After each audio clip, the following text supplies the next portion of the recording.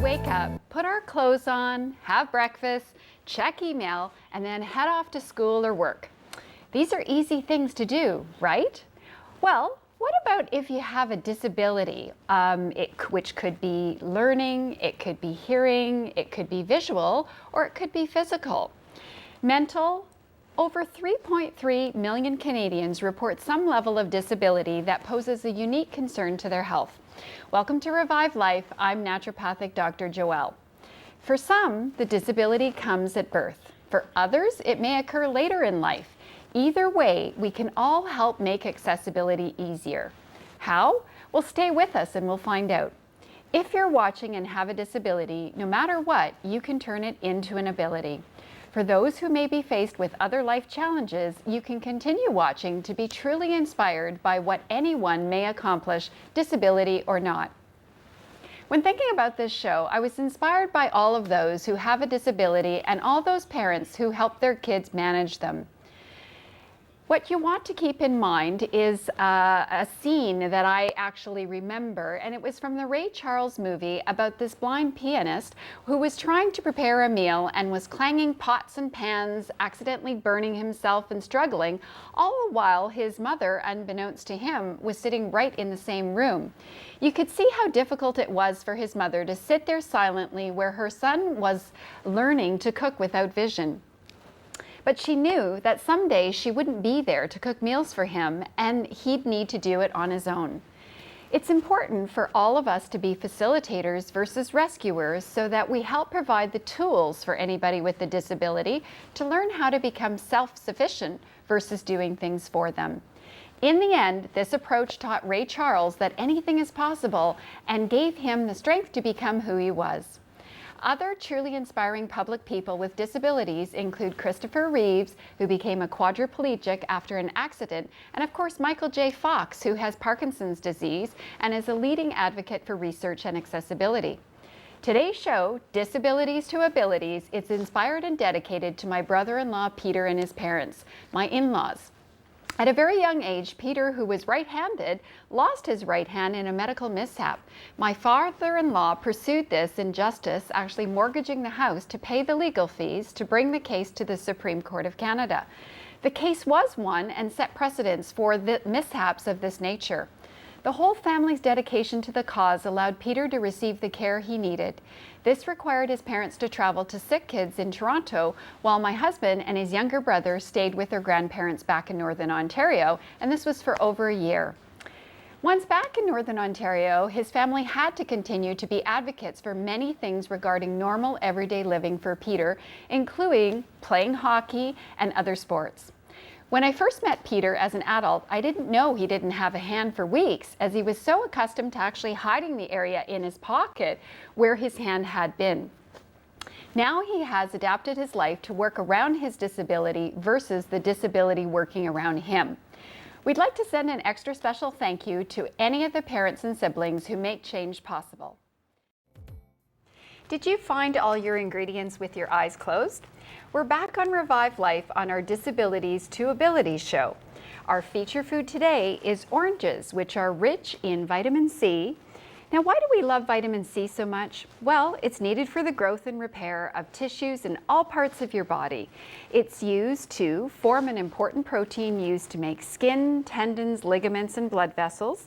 It's also used to heal wounds and form scar tissue. And it's used to repair and maintain cartilage, bones, and your teeth. Lastly, it helps to keep you youthful by helping to prevent free radical damage, and it's a great antioxidant. So be sure and include some of these vitamin C rich oranges in your menu. Today we've got a special guest.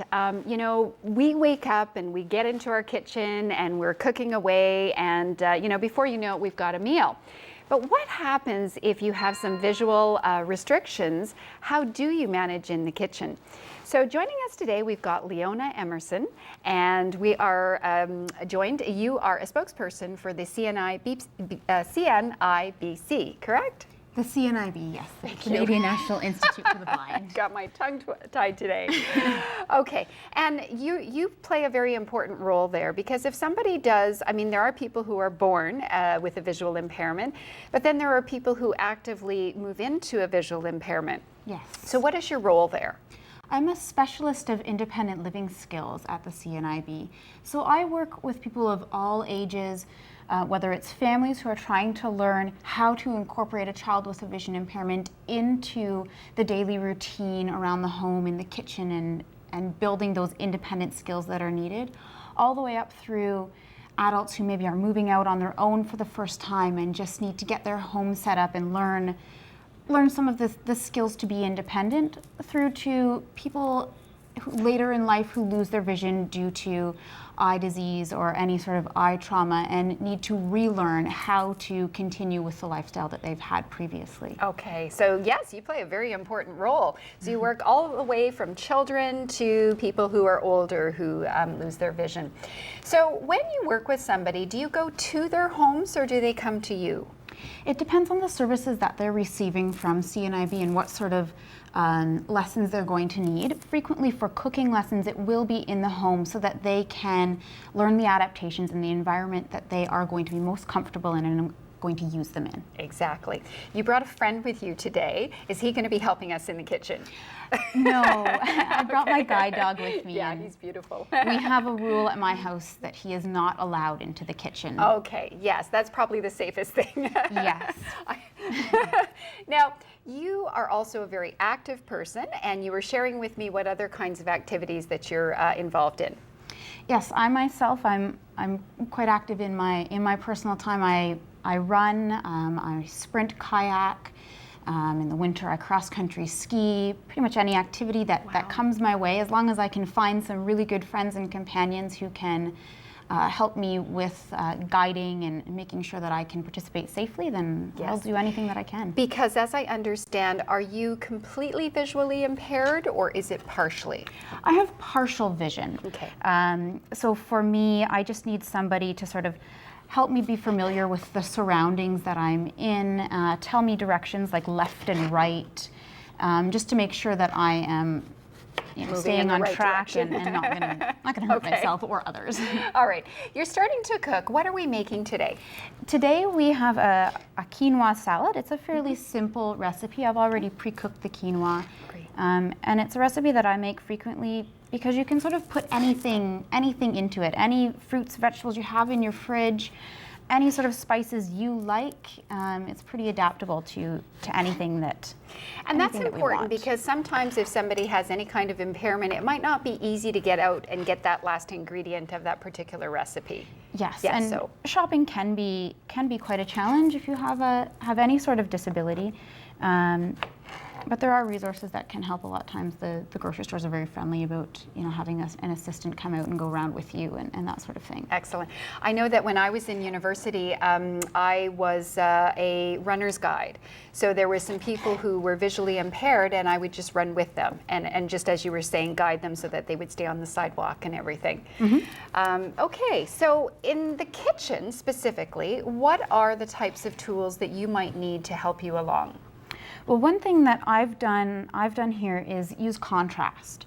So I have a black cutting board for when I'm cutting lighter colored objects. So with partial vision, you can see what you're cutting more easily. And same with some of the items I've placed on the counter. I've put them on contrasting mats so that visually it's easier for me to find them. Because with your vision, you can see shapes or shades? I can see shapes and colors, but I do need the contrast to be able to see it. In order to, yes. Make sure you're keeping your fingers on. Yes. Okay, so you've cut the cucumbers, you've already pre-cooked the quinoa, and then what do we do? I'm going to start adding things into the salad here. Okay. Into the quinoa, get it all mixed up. And we were commenting on how great everything smells, and I think you were mentioning that's because of the balsamic vinegar. Yes, the balsamic vinegar has a delicious smell. And that's one great thing about cooking, especially with cooking with children who have vision impairment.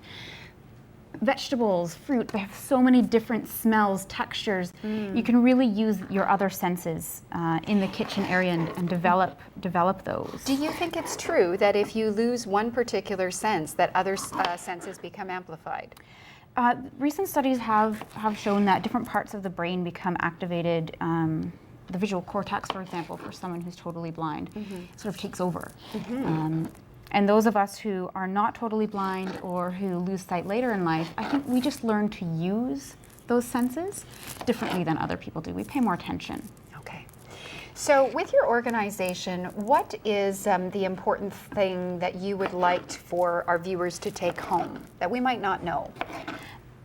I think it's important for people to realize that if they do lose vision, that they can still maintain independence, they can still live on their own. They just need to find the resources to do it and get the support and training. And from CNIB's perspective, we accept anyone with any degree of vision loss, even if you've just been diagnosed and you're still quite functional, but you want to know what the options are for the future. We can be there to help you to understand what you can do. And guide you along, and as you were saying, also facilitate additional resources that you need, like your dog and some of the tools that we're working with today. Yes. Yeah, okay. Okay, so we are continuing to chop up our peppers, and we add those to the salad. Yes. And again, you've got lots of beautiful colors there, and peppers, of course, are a very rich source of vitamin C. Some people don't realize this, but they actually have just as much vitamin C as oranges. So they're a great option, and you've got beautiful tomatoes. Some tomatoes I'm going to add in. Okay. I like to add in some raisins for a little bit of sweetness and some slivered almonds, a little bit of a crunch. Yeah. And quinoa is actually one of the only grains that is a complete protein, so it provides a lot of fuel if you're an athlete. And the almonds, again, just helps to boost up that protein just even a little bit more. Yeah. And a couple of things that I've been doing here, just to make it a little safer for me while I'm preparing the meal. When I'm done with my knife, I always chuck it under the edge of the cutting board so that I don't have to look around and try and find it and accidentally come in contact with the blade. That's a great tip. We should actually all do that, I think. I think so, yes. Okay. These tools here look very interesting, and I heard one beep a little while ago. Can you explain what those tools are? Yes. There's Let me something... just tuck my knife safely away. Yes. So this right here is called a liquid level indicator. And typically you would put it on the edge of a cup, and when the liquid level reaches these little prongs, Oh, wow. it lets you know the cup's full. So if you're pouring a hot liquid and you don't want to risk burning yourself, this will sort of let you know the cup is full, stop pouring. Okay. The other object I have here, I just have to turn it back on. It's called a pen friend. Now, there's lots of different containers in it and cans, all kinds of different packaging that we use in the kitchen. And it can be difficult to tell what's in what. Now, I've labeled this particular one, it's olive oil, and I've labeled it in dark lettering on a cue card. I've also brailled it. Okay, so because you can easily do that with your... Yes. And with this object here, it's called a pen friend. I can also have it... Olive oil. Oh. I can have it read to me. So if I haven't learned Braille yet and I don't have enough vision for large print, I can still know what the different containers are in my kitchen. That's amazing. Again, great, great tools. Lastly then, you'll just throw in the remainder of the mushrooms and then just give it a twist with your... A little bit of olive oil, Yep. balsamic vinegar, Okay. and a little bit of salt and pepper, which I'm going to put directly into the palm of my hand so that I know how much I have. Yes, yes. Instead you of don't putting it right oversalt. in. Yes, exactly. Okay. Any other last tips that you want to leave us with? Don't be afraid to get in the kitchen and prepare yourself healthy meals, and if you need any tips along the way, look for the resources that are there to help you, whether it's independent living skills from CNIB like myself, or an occupational therapist if you have physical limitations that are preventing challenges for the kitchen. Don't be afraid to get out and cook. That's wonderful. Thank you so much, Leona, for joining us.